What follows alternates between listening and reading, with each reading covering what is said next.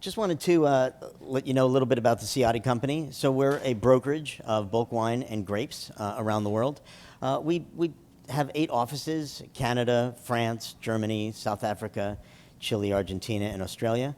And then here in San Rafael is where we're based overall. And does everybody hear me okay? Okay. So, oops, back again. So the company was started by Joe Ciatti in 1971 to sell bulk wine, and he took over a company that was small and just starting out, but that owner passed away, and he grew that business with a lot of bulk wines and growing brands. We're basically just looking at that because the slide is a little different than I had. So basically, we look at ourselves as an information and knowledge company, okay? But we never really figured out how to sell information and knowledge. So we give all the information away, and we try to do the transactions between companies.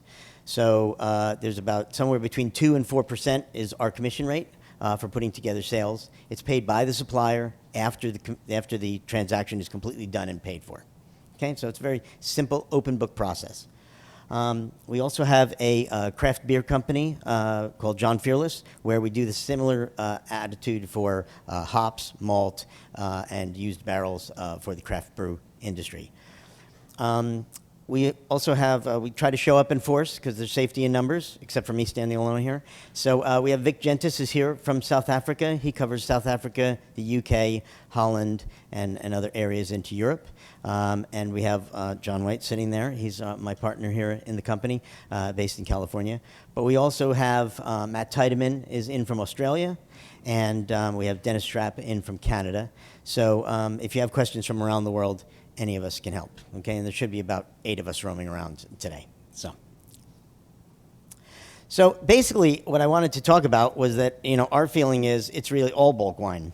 And I'm going to have a lot of trouble with 3 hands here. But my prop here was just the fact that without any knowledge, really, I'm just going wild here.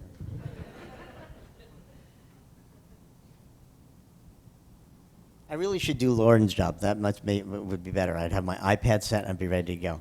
So what I wanted to say is that, when you start out with the grapes and you go to a vineyard, okay, there's maybe a sign that says who the vineyard is, okay? But there's nothing that says, in most cases, this wine makes Opus One, and this wine makes Charles Shaw, okay? So there's no branding in the vineyard. Same in the winery. If you walk into a winery, if nobody took you past the sign that said Mondavi, you would walk into the winery and you would see tanks and you would see barrels, and it's all the same, okay? Now, you can have a winemaker that's focused on it, and you can have vineyard managers that are focused on it. You can have everybody focused on it, but it doesn't really become a brand until later. So we have wineries that some of them are just bulk producers. Some of them are just bulk buyers. Some of them don't even buy. They just put their branded good on something that's been created by someone else. So it's a fairly loose and open environment. And I was talking with folks this morning at the breakfast about the dearth of brands that we have in the wine business, and that we keep expanding and expanding and expanding. So it's been a benefit to many people, and a thing that makes the industry thrive, actually. So a brand is simply a product manufactured under a particular name. All of these companies that you see up here, they take advantage of the bulk market in some way. Some are sellers, some are buyers, some are branders, some just package for other people and don't have any brands themselves. So it's a fairly open environment. Private label, which there's many people that are going to speak to you today that know a lot more about private label. We really just fill the liquid for the private label. And so you look up here and you say, are these brands? Are these private labels? They're both. So what I'm really up here to talk about is a little trip around the world as to what's happening in the different markets in terms of grape and wine bulk supply. Okay, and this gives you a little idea. So the next 10 slides that you're going to see are all structured in the same way so it's easy to follow. We'll just go by country. We'll talk about a key highlight of the country as to what's going on right now. We'll talk about some pricing in the market on varietals that are kind of key to those countries. We'll talk about what opportunities might be available from those countries, and we'll talk about the risks that are associated with those countries.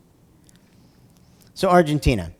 The key highlight here is that Argentina, after 3 years of being down, is open for business. Okay? Now, they have lots of challenges that we'll get to, but the key highlight is that they're open. Some of the pricing that you see, they're very big and these are all export wines. Okay? So we're really not going to focus in on a lot of the wines that are not exported. But, so generic white has come down considerably when the volume has gone up. Same thing with reds. And you'll see generic white and generic red in most of these slides, because that's a lot of what moves around the world. Okay?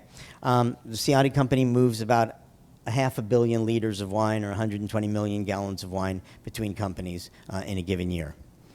One of the key areas here is on the Malbec, is that, you know, with a wine that was over $2 a liter last year, has come down considerably given the good harvest. And concentrate, there's a small misprint on this slide, concentrate has actually slid to $1,100 a metric ton. So the market is coming down and the opportunities are available on all varieties. So again, Argentina, very low cost producer, very good quality wines that come out of there, and they're having a good winter, so we should anticipate another good harvest next year. Obviously, Argentina has a huge risk for inflation, which is consistently going. Eduardo Canil, our broker from down there, was supposed to be here, but I believe the peso devalued so far that he wasn't able to afford his taxi cab. So, and then the other part is consumer confidence. Okay, on the domestic market, consumer confidence is a little low just because of the inflation. So it brings more opportunities for export. So if people are looking for wines at a low price, good quality, Argentina is the place to go at the moment. Chile. Chile had a very congested harvest, like we've had sometimes here in California, where all varieties are coming in on top of one another. So you got to watch out for kind of variable quality and really research your taste profiles very carefully. Again, you'll see the price of generic white and generic red higher than in Argentina, but they didn't have as big a harvest. And they have a lot of contracted volumes on 2- and 3-year contracts around the world. So they didn't need to move their prices down too much because a lot of that wine inventory has been sold. Again, Cabernet, which is a good substitute around the world, shall we say, for domestic products, whether that's California or Australia. So their prices have been coming down, and they're back in business. And we've seen prices as low as 50 cents a liter 3 years ago. So it's dramatically up, but can fall as well. And Sauvignon Blanc, another variety that's very hot, you know, both domestically and internationally. New Zealand Sauvignon Blanc, which we'll get to, remains hot. And if people are looking for an alternative source, Chile is very good quality. Again, the opportunity here is stable pricing. Okay, so we can see that this is moving in the direction that the pricing will be lower and stable. The risks, you really have to research what you're getting at the moment, because of the congested harvest, you have variable quality stuff, some higher level and some lower level. So I would caution you to taste everything, but be very quick in your decisions if you find something that works for you. The market in the domestic market is very active as well as people try to source. There are a lot of a decent amount of good-sized bulk players, so they are moving around the domestic market, buying up lots of wine to maintain quality and then re-export. And they have a lot of global buyers. You know, Chile's been out of the market for a few years, which has benefited other countries like Australia. But Japan, Korea, Taiwan, China, and the EU are all big markets for them. They are always a net exporter, and they're planting more vineyards as we speak, so they will continue to be a net exporter. New Zealand. You know, New Zealand has really done an excellent job of maintaining their price points all across the board. And whether that has to do with the cost of land, the cost of farming, the cost of labor, all those factors come into play. But they have done a really good job as they've expanded their acreage and expanded their harvest every year. They've also been able to maintain A, quality, and B, pricing. So, obviously you won't see a lot of generic white or generic red coming out of here. But you do see that Sauvignon Blanc, M is for Marlborough, HB is for Hawke's Bay on the North Island, and CO is for Central Otago. So you'll be able to see that, and these are obviously in U.S. dollars per liter. Everything that you've seen has been converted to U.S. dollars per liter as of an exchange rate of a week ago. And Merlot from Hawke's Bay. So the warmer climate up there is producing some really nice wines, and so we're starting to see more of those on the market. The opportunity here is that they have consistent demand. So if you're creating private labels or you're creating brands, New Zealand has done an excellent job in maintaining that cachet that they are the only Sauvignon Blanc on earth, which is a little frustrating to other places around the world. But the consumer actually goes with that and believes that it's a unique style and a very unique product. So that's great for them. I think the risk going forward is land availability for vineyards. It's not so much that they're running out of land, but as we found around the world, we really don't move ourselves into stressed areas or areas that might produce potentially lesser quality ahead of the need. So at the moment, there's probably less vineyards being planted and more to maintain the price point and maintain the quality. And so the pricing, again, if anybody's looking to try to do a New Zealand wine at the $2.99 level or something, it's going to be really tough to do for the foreseeable future. But you have a lot of other alternatives, both in Chile, in California, in South Africa. So there's lots of opportunities. Australia. So the key highlight for Australia, and any Australians in the room will tell you that it's China, China, China. They have done a great move in China, with Chile being kind of on its heels with low harvests and lack of availability. The Australian industry really took advantage of moving into China. And after having been there several times over the past year, as we look to expand our business into that arena, you find that the amazing amount of products and volumes going into China. Pricing for Australian wines, are up and continue to be up just because the lack of availability due to high demand. So it's moving. There's been great. I think the Wine Australia put out a report that just came out yesterday talking about their exports being up 51% in China and only and up everywhere else in the world. So I think really the only market that I've seen is the U.S. that's kind of behind, not behind Australia at the moment. For whatever reason that may be, we're the only place that's not growing at significant rates. So there's an opportunity in that, because I think there is availability. We are a higher priced market, and cool climate wines, which would capture a higher price, would be good for both the Australians and good for the market here. The risks associated with Australia is, again, China, because if they decide to change course, move in a different direction, there's a lot of eggs in that basket over there. And as we've seen, when the Chinese have bought a lot of Burgundies over the years and a lot of Bordeaux's over the years, and then they move on to another product, it's been very hard for somebody to duplicate that effort when somebody drops out. And they are planting a lot, and they have a very. In my next slide, I'm sorry, Australia's not planting a lot, but China's planting a lot, so they'll have their own products as well. South Africa. I think the key highlight here, and my partner Vic might argue with me, but I think it's the point to be ready to buy. They've had very tough conditions with drought over the years, over the past few years, and so suppliers have inventory, but they've kind of held back to see where the pricing actually lies across the world. So it's very good to be in there, tasting wines, talking, and when the wines are released for sale, then be ready to buy. Again, very good pricing across the board in both generic reds and whites. Sauvignon Blanc, another great varietal from down there, as well as Chenin Blanc and Cinsault Rosé, which has been a kind of a good substitute, shall we say, for Provence Rosé when they ran short in volume.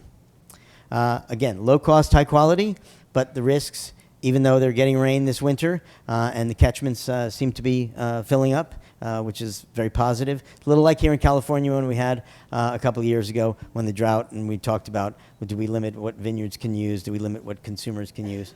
So we did that. But international demand is high, so again, be ready. So over to Europe. I think one of the key things to think about is that we had kind of the perfect storm of lack of opportunity or lack of volume coming out of Europe with the 2017 harvest. But with 2018, people are feeling that the volume is going to be back and that they'll be moving ahead. So the Italians are looking ahead, both for a lot of Pinot Grigio, Prosecco, red wines, Zinfandels, Neurodavolas are all reasonably priced, we could say, against other players in the market, and we see that prices probably will fall a little bit if the harvest comes in. There has been a lot of pressure in Europe, fungal pressure, disease pressure, just because of rains, hailstorms, etc., but nothing that's really taking the stuffing out of the volume of grapes to be crushed. Risks around there. They are selling reds into China, and that could be a risk for other people around the world if the Chinese start to buy more of the Sangioveses and Chiantis and other wines from Italy, and that's a push for them. And then trade tariffs for here in the U.S. God knows what's going to happen from Washington. We'll let that be somebody else's headache. But tariffs could be an issue on the next countries as we move ahead. France, the spring weather, again, as I mentioned earlier, spring weather was very variable. They did have some hailstorms in the south in the volume areas, and they have had rains and some fungal pressure. The prices have been very stable over the time, but they really haven't had any inventory to sell up to that point. There are small pockets of wine and rosé that people are looking for. The expansion of rosé here in the United States has been dramatic, and really the Provence style and that area is a little like the New Zealand Sauvignon Blanc.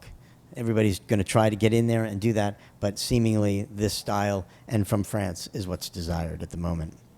And they have good quality reds that I don't believe that a lot of people are taking advantage of at the moment. So that should be an opportunity to look at those wines when creating labels. Again, the risks there, mainly the trade tariffs. I think from an outlook, free trade for the wine business would be very good. It's done very well for Australia. It's done very well for Chile. I don't see why it wouldn't do very well for here. Spain, Spain was a market that really went into hibernation last year when the crop was very low, but the market's stabilizing, and so we should see prices fall as the harvest comes on there, and people are contracting now for the 2018 harvest. There probably will be flow back and forth from France and Spain, especially in the concentrate market as well. And as I mentioned before, with all three European countries, the fungal pressure has a tendency to reduce the harvest. So prices may not fall as far as some might anticipate, but they will come down.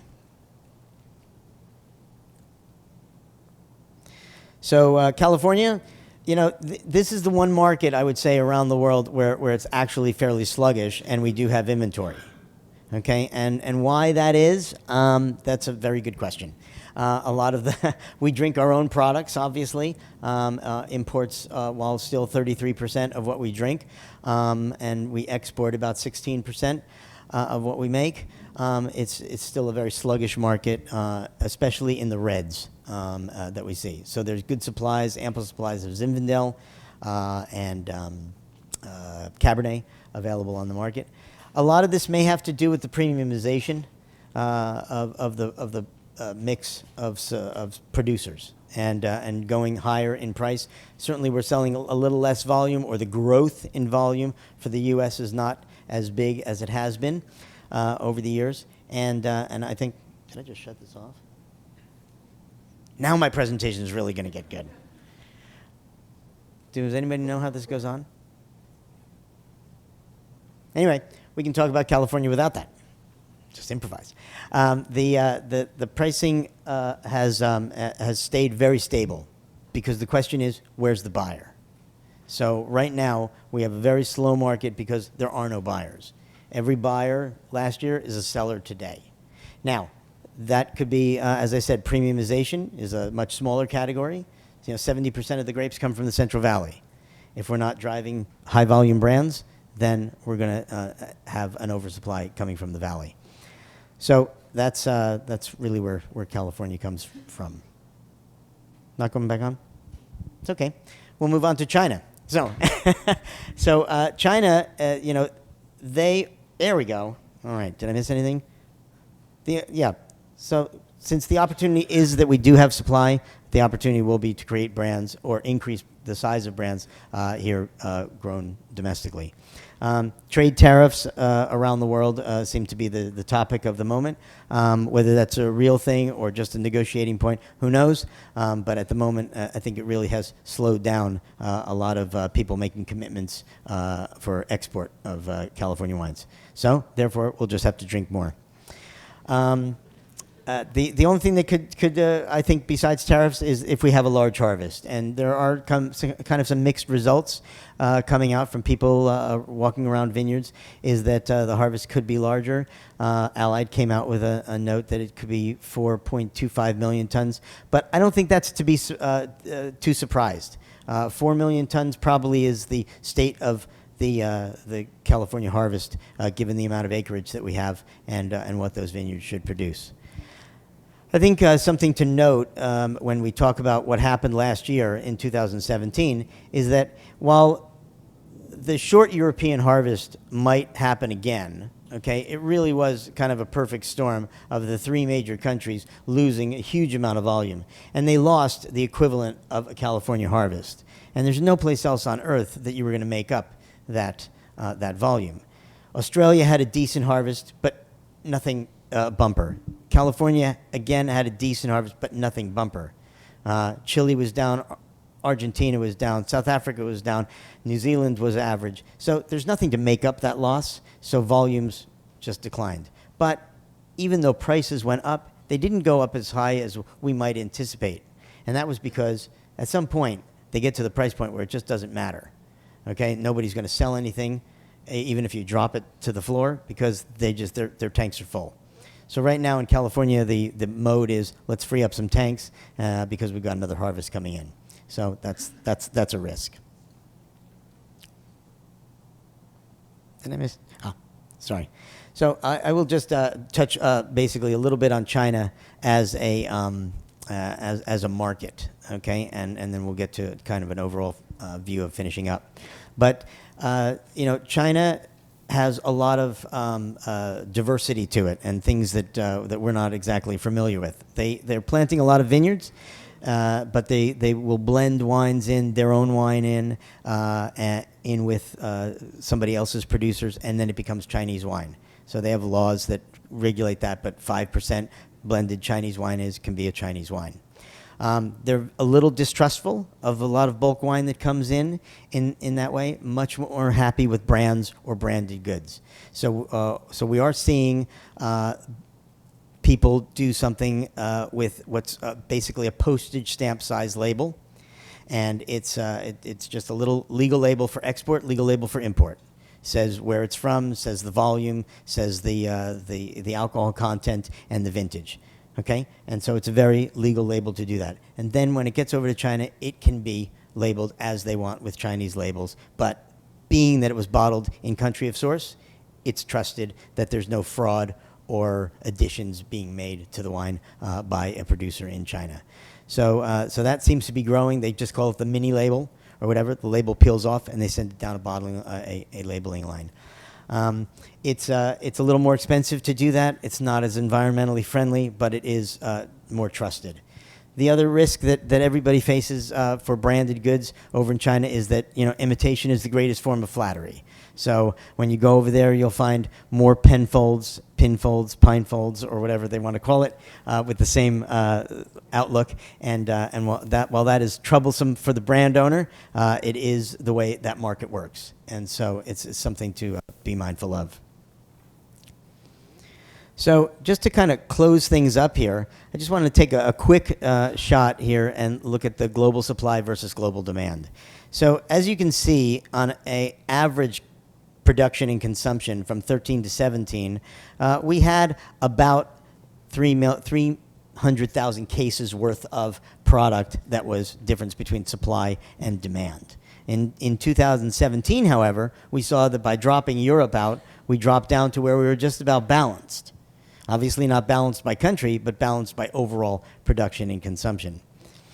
I think the key takeaway here is that the two circles point out that these are the buying countries. These are the countries where your demand is created. China and the Asian countries are reported to grow and over the next 5 years come to the same level as the North America. But North America will continue to grow and grow on the premium level. So depending upon what kind of products you're creating and who's targeting, Europe, Australia, South America basically are your net exporters, and Asia and North America are your net importers. So I want to thank you very much for the opportunity to talk with everybody today. We do produce the Ciatti Global and California reports, shameless plug. They're free. We never figured out how to charge for the information. We just charge for the transaction. And you can sign up online for it or give any one of us a call. And in the back of the report is the contact information for all the brokers, as well as the John Fearless contacts if any of you are into the microbrew area. So thank you very much.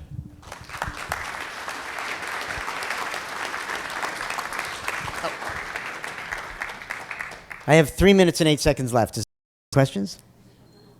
I did that good a job? Okay. Oh, wait, there we go. Hi.